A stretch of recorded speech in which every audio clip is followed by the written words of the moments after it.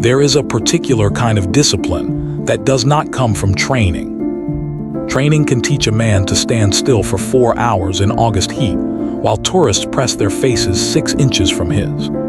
Training can teach him to march in perfect synchronization with 11 other men, each step landing at exactly the same millisecond, each arm swinging to exactly the same height, the whole formation moving like a single organism that happens to be wearing bearskin caps.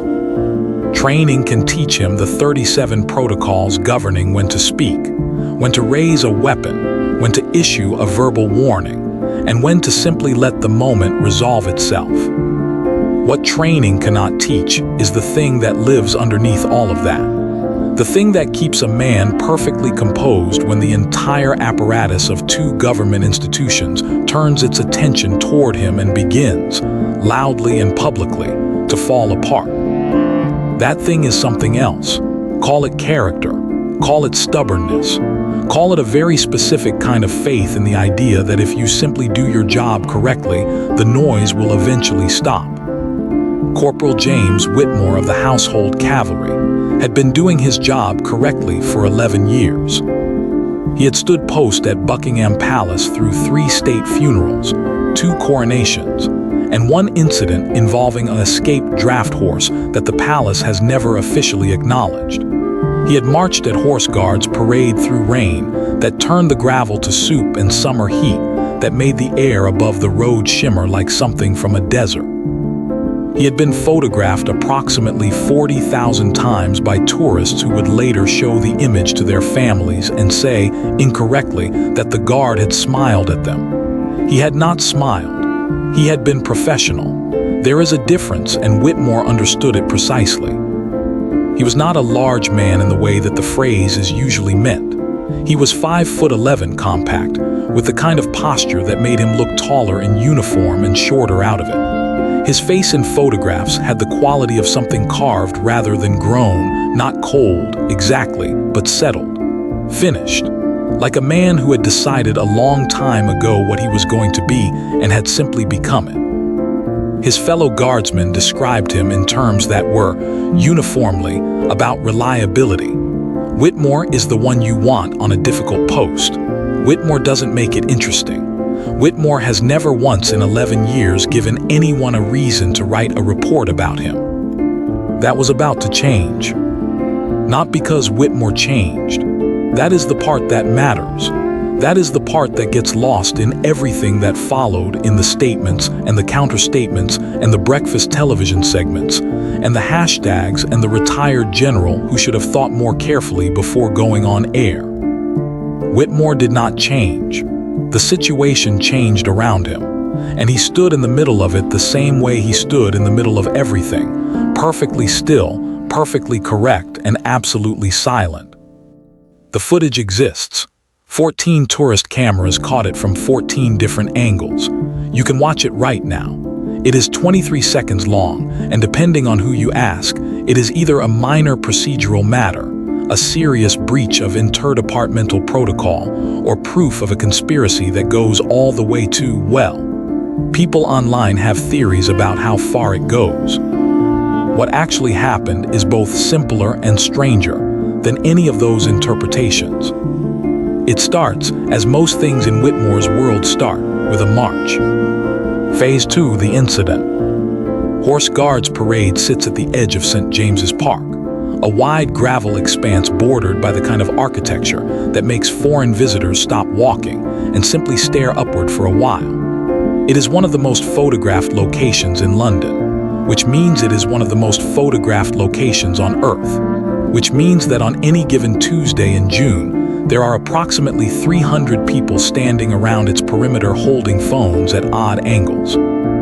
It was a Tuesday in June. Whitmore was part of the mounted detail, 4 guardsmen in ceremonial kit, horses moving at the slow, deliberate pace that looks effortless and costs an enormous amount of effort to maintain. The formation was standard. The route was standard.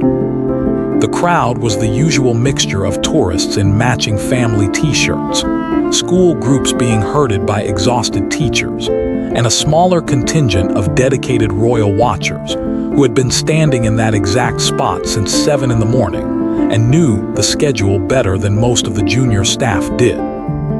At the northwest corner of the parade ground, where the route curves and the crowd tends to compress, a man in a gray jacket stepped off the viewing area. Not dramatically, not aggressively.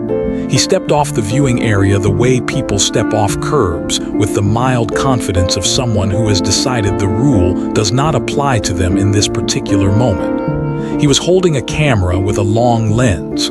He wanted a better angle. He had probably done it before and nothing had happened. The formation was 12 feet away. What happened next is where the 14 cameras disagree, not on the facts, which are visible, but on the meaning, which apparently requires a full institutional inquiry and several weeks of escalating press releases to determine. Whitmore, without breaking stride, without altering his expression, without making any sound that was picked up on any of the 14 recordings, directed his horse a precise 45 degrees to the right, passed between the man in the gray jacket and the edge of the formation, and then, still without breaking stride, returned the horse to its original bearing and continued the march. The man in the gray jacket took a very good photograph. The formation completed without incident. 23 seconds. The footage was online within the hour. By that evening, it had been viewed 400,000 times. By the following morning, 2 government departments were publicly explaining, in considerable detail, that what had happened was not their fault. Phase 3, the accusation split. The first statement came from the Palace Communications office at 11:14 a.m. the following day. It was 4 paragraphs. The first paragraph thanked the public for their continued interest in and support of the ceremonial traditions of the household cavalry. The second paragraph noted that the safety of both the public and the ceremonial details was of the utmost importance. The third paragraph stated that the actions observed in the footage represented a deviation from standard ceremonial protocol and that the matter had been referred to the appropriate authority for review. The fourth paragraph said that no further comment would be made at this time. The appropriate authority, it turned out, was the Metropolitan Police, who had jurisdiction over public order at Horse Guards Parade. The Metropolitan Police released their own statement at 2:47 p.m. It was 3 paragraphs. The first paragraph also thanked the public.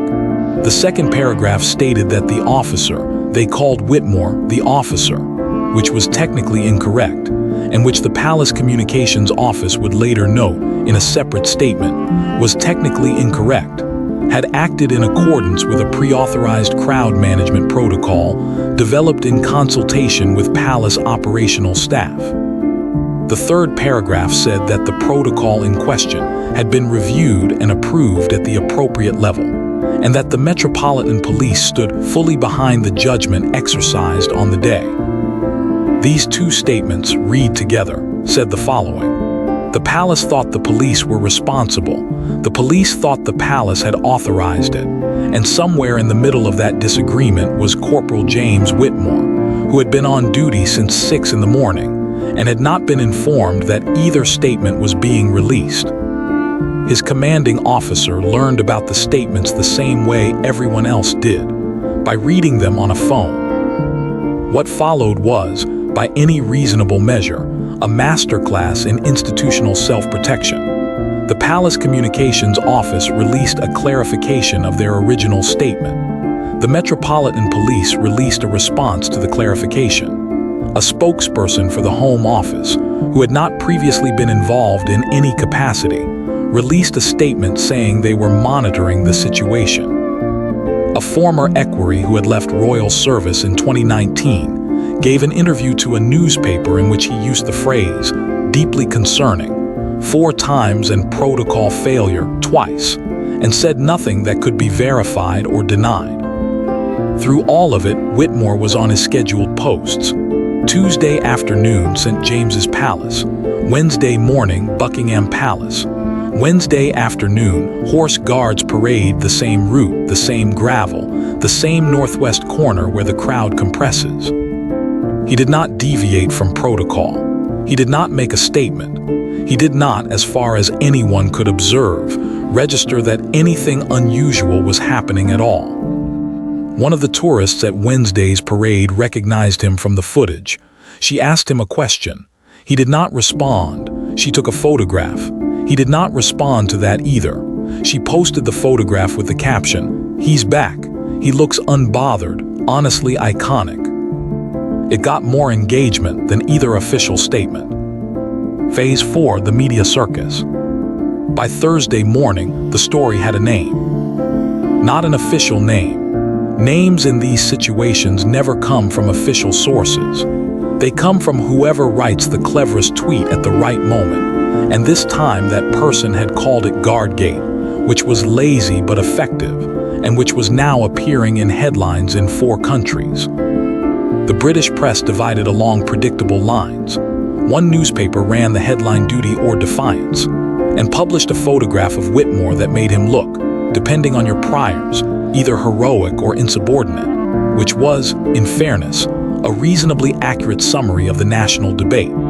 Another newspaper ran Palace in chaos over guard mystery, and used the word chaos to describe a situation that had produced 3 press releases and 1 mildly inconvenienced tourist photographer. A third newspaper ran the original footage frame by frame across 2 pages, and labeled each frame with commentary that managed to be simultaneously breathless and completely uninformative. The television coverage was where things became genuinely extraordinary. A breakfast program on Thursday morning hosted a panel consisting of a retired brigadier general, a royal commentator who had written 3 books about the monarchy and had opinions about everything, and a former metropolitan police superintendent who had retired 8 years ago and whose operational knowledge of current protocols was, charitably, limited. They were given 12 minutes. The retired brigadier general said that Whitmore had exercised appropriate independent judgment in a dynamic public order situation and should be commended. The royal commentator said that the real issue was the breakdown in communication between the palace and the metropolitan police, and cited 3 historical precedents, 2 of which were only tangentially relevant. The former superintendent said that in his day things were clearer, and that clarity was important, and that he stood by that. The host asked all 3 of them whether they had seen the actual protocol document that the Metropolitan Police had referenced in their statement. None of them had seen the actual protocol document. Nobody had seen the actual protocol document. The Metropolitan Police had not released it. The palace had not confirmed it existed. The Home Office, still monitoring the situation, had not commented on it. The 12-minute panel ended without resolving anything. The Brigadier General and the royal commentator disagreed on 3 separate occasions. The former superintendent agreed with both of them at different points, which was not logically possible but went unremarked upon. The clip was viewed 1.2 million times by Friday morning. A university professor of constitutional law gave an interview in which she carefully explained that the entire dispute was fundamentally a question of jurisdictional authority and institutional accountability, and that it raised important questions about the governance frameworks surrounding ceremonial military duties in public spaces. She was correct. She was also quoted only once, briefly, and in a paragraph near the bottom of an article that led with a photograph of Whitmore looking stoic and the subheading "He's saying nothing." And that might be the whole point. Meanwhile, in a slightly different corner of the internet, someone had found Whitmore's regimental profile, the standard one published on the official Household Cavalry website, with his name, rank, years of service, and a photograph that had been taken at some point during a state occasion, and in which he looked precisely as he always looked, which is to say composed and unrevealing. The profile had been viewed 6,000 times before the incident. By Friday, it had been viewed 2 million times. The comments section, which the website had not anticipated needing to moderate, contained expressions of admiration, several marriage proposals, A lengthy argument about the constitutional role of the monarchy, and at least one person who claimed to have been the tourist in the gray jacket, and who was almost certainly not the tourist in the gray jacket. Whitmore was not online. Whitmore did not have personal social media accounts. This was noted by several commentators as either deeply suspicious or deeply admirable, with no apparent middle ground available. He was, at the time most of this was being written about him, asleep. He had a 5 a.m. start. Phase 5, the institutional ritual. The alarm goes off at 4:47 a.m. Not 4:45, which would be the round number. 4:47 because that is exactly how long it takes to complete morning preparation and arrive at the stables at 5:30, which is when the horses need to be seen to before the day begins. Whitmore had calculated this once years ago and had never adjusted the alarm since. He did not need to. The calculation had not changed. The uniform takes 40 minutes. This is not excessive. This is the minimum. The tunic must be brushed in a specific direction to preserve the nap of the fabric. The boots, and this is the part that people who have never worn cavalry boots do not understand. The boots require polish applied in thin layers, each layer buffed to a base before the next is added. Not for appearance, for durability. A boot polished correctly will last years longer than a boot polished for show. Whitmore had learned this from a senior corporal in his second year, who had been doing it the same way for 23 years, and whose boots, at the time of his retirement, were indistinguishable from the day they were issued. The bearskin cap is handled last, and handled carefully, because it is the piece of the uniform most visible to the public and therefore the piece most scrutinized during inspection, and because it is also, genuinely, a remarkable object, 19 inches of Canadian black bear fur. Each cap a specific weight that the guardsman learns to carry without compensation in his posture, which requires time and is never entirely comfortable, but eventually becomes simply part of how the world feels. Inspection is at 6:15. The inspecting officer walks the line slowly, not because there is usually anything wrong. With guards of Whitmore's experience, there is almost never anything wrong, but because the inspection is not really about finding faults. It is about the acknowledgement that what these men carry in their uniforms and their bearing and their silence is worth looking at carefully, worth taking seriously. The inspection is the institution saying, "We see what you do and we know what it costs." The officer reaches Whitmore, pauses, looks in the way that inspecting officers look, not at the man but at the whole, the total presentation, the sum of the 40 minutes. He moves on.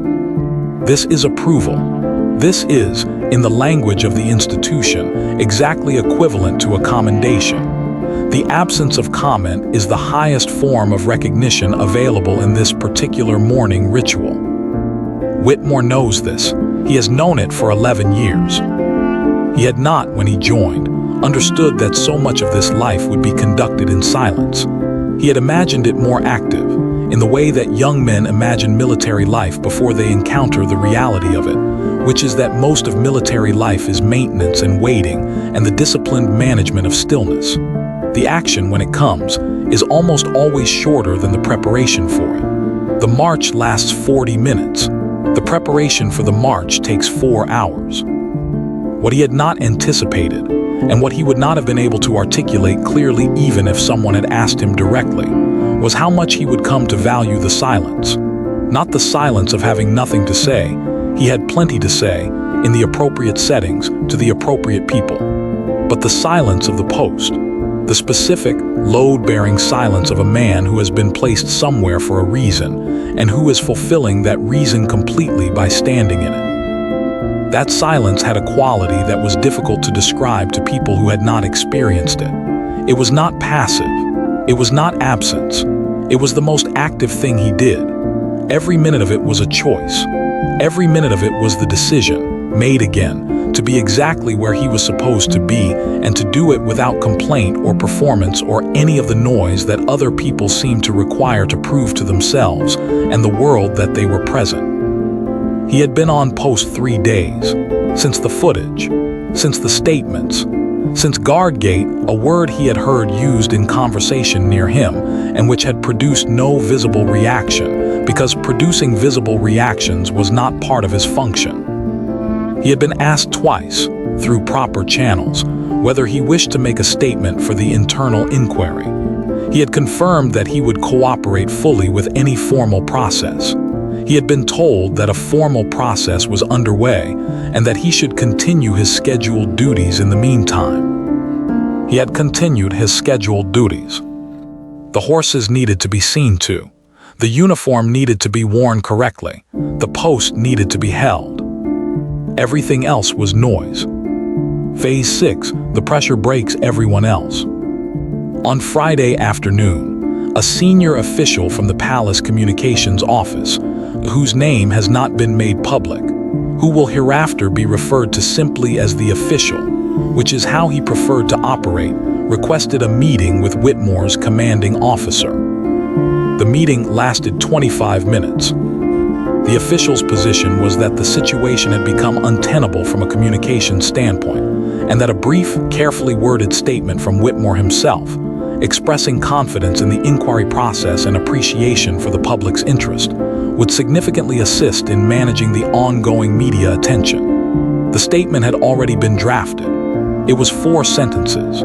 It was, the official noted, very measured and would require nothing from Whitmore beyond putting his name to it.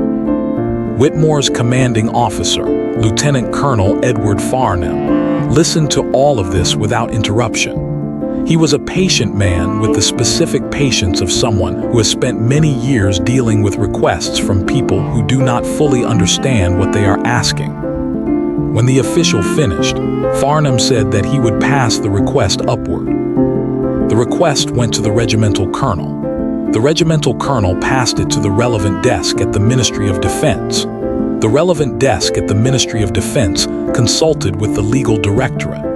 The legal directorate noted that any statement made by a serving guardsman regarding a matter currently under internal inquiry could have implications for the inquiry process, and recommended that no such statement be made pending the inquiry's conclusion. This recommendation came back down the chain in reverse order and arrived at Farnham's desk on Friday evening. No statement authorized. The official from the Palace Communications Office was informed. He released a 4th statement, this one noting that Corporal Whitmore was cooperating fully with the ongoing inquiry and that it would not be appropriate to comment further. This statement managed, somehow, to be read by 3 separate journalists as confirmation that Whitmore had done something wrong, which prompted the Metropolitan Police Communications team to release a response clarifying that cooperation with an inquiry did not imply wrongdoing, which the Palace Communications Office then felt obliged to respond to. And by Saturday morning, the statement count had reached 9. 9 statements, 1 incident, 23 seconds of footage. Whitmore was on the Saturday morning post at Buckingham Palace when the reporter found him. She was from a national newspaper. She was good at her job. She had gotten closer than most, staying just within the publicly permissible distance, and she had timed her approach for the moment between the end of one patrol section and the beginning of the next, which was the closest thing to a natural pause in the routine. She had a small recorder in her hand. She said his name. He did not respond. She said she just had one question. He did not respond. She said she understood he couldn't comment officially, but could he just, and here she paused, and what she said next was not in the notes she later filed. And the reason it was not in the notes she later filed was that she recognized, somewhere in the act of saying it, that it was not really a journalist's question but a human one. The kind you ask when you have been covering a story for 5 days, and you have read 9 official statements, and none of them have told you anything that matters. She said, was it worth it? Whitmore looked forward. The post required looking forward. She waited 30 seconds, which is a long time to stand next to someone who is not going to answer you. Then she put the recorder away, took a photograph that she was entirely within her rights to take, and walked back to the press line. The photograph she took, Whitmore in full ceremonial kit against the iron gates, face forward, expression settled, the whole of him communicating the absolute, total, serene indifference of a man who has decided what he is, was published the following morning under the headline, "Still Standing." It was the only headline in 5 days of coverage that did not require a correction. Phase 7, the resolution no one expected. The inquiry concluded on the following Wednesday. It had taken 9 days. It had involved interviews with Whitmore, with 3 senior officers, with the relevant liaison officer from the Metropolitan Police, and with a representative from the Palace operational team. It had reviewed the protocol document, which did exist, which had been co-developed in 2019 following a separate incident that nobody was going to relitigate publicly, and which did authorize mounted guardsmen to exercise independent positional judgment in specific crowd management scenarios at Horse Guards Parade. The finding was 3 sentences. Corporal Whitmore had acted within the scope of his authorized duties. His actions were consistent with the protocol in question. No further action was required. The Palace Communications Office released a statement. The Metropolitan Police released a statement. Both statements said, in slightly different language, that they were satisfied with the outcome and considered the matter closed. Neither statement acknowledged that the matter could have been closed 9 days earlier if either department had simply confirmed the existence of the protocol document when the footage first appeared online. Neither statement contained an apology. Neither statement mentioned Whitmore by name. The statement count reached 11. Whitmore was back on duty at Horse Guards Parade that afternoon. Same post, same route, same northwest corner where the crowd compresses and tourists press against the viewing area boundary and hold their phones at odd angles. A woman near the front recognized him. She pointed him out to the man standing next to her, who squinted at him and then nodded and then took a photograph. 3 teenagers in the middle of the viewing area had clearly been waiting. They had the alert, anticipatory posture of people who had come for a specific purpose. When Whitmore's section of the formation passed their position, one of them held up a small sign that read, "We believe you." Whitmore looked forward. The formation continued. On the far side of the parade ground, a tourist who had arrived that morning from a city that had no particular connection to the British monarchy, and who had not followed the story and who simply wanted a photograph of a guard because she had seen them in a travel magazine and they looked extraordinary. She watched the formation pass and then turned to her travel companion and said that she didn't understand how they did it. Standing there like that, not moving, not reacting to anything. Her companion, who had grown up in London and had walked past Horse Guards Parade 500 times without stopping, watched Whitmore's retreating back and thought about it for a moment. "I think," he said, "that's the whole point." The story ran for another week in diminishing column inches. The Guardian published a long-form piece about interdepartmental communication failures within the royal household that was excellent and widely read and changed nothing. A podcast devoted 2 episodes to Guardgate, the second of which was better than the first. The retired brigadier general, who had said Whitmore should be commended, quietly never appeared on that breakfast program again. The royal commentator published a Substack post about it. The former superintendent did not follow up. The footage is still online. As of the last count, it has been viewed 11 million times. The comments section contains, among other things, a debate that has been running for several weeks about the proper jurisdictional relationship between the Metropolitan Police and the Household Cavalry, which is exactly the kind of debate that generates considerable heat and very little resolution, and which Whitmore, if he were reading it, would find entirely beside the point. He is not reading it. He does not have personal social media accounts. He has a uniform that requires 40 minutes of preparation. He has a horse that requires attention at 5:30 a.m. He has a post and a protocol and 11 years of understanding that the noise is not the job. The job is the silence. The job is being exactly where you are supposed to be, doing exactly what you are supposed to do, for exactly as long as it is required. Everything else is someone else's problem. Phase 8, the exclamation point. There is one more thing. In the 9 days of the inquiry, across the 11 statements, through the breakfast television panels and the newspaper analyses, and the 2 million views of his regimental profile, and the hashtag that trended for 3 days, and the sign that a teenager held up at Horse Guards Parade, through all of it, Whitmore made 0 public statements. Not one. His colleagues were later asked what he was like during that period, whether he seemed stressed, whether it affected him. They said he was the same. Same preparation time, same inspection performance, same post.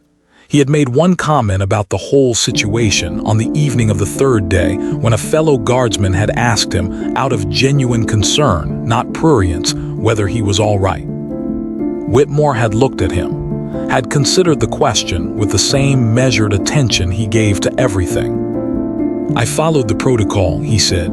The protocol was correct. I don't have a problem. And then he had gone to bed because it was 9:47 p.m. and the alarm was set for 4:47 a.m. and there was a uniform that needed 40 minutes and a horse that needed attention and a post that needed holding. Corporal James Whitmore, 11 years of service, 0 incidents on his record. 1 incident in everyone else's.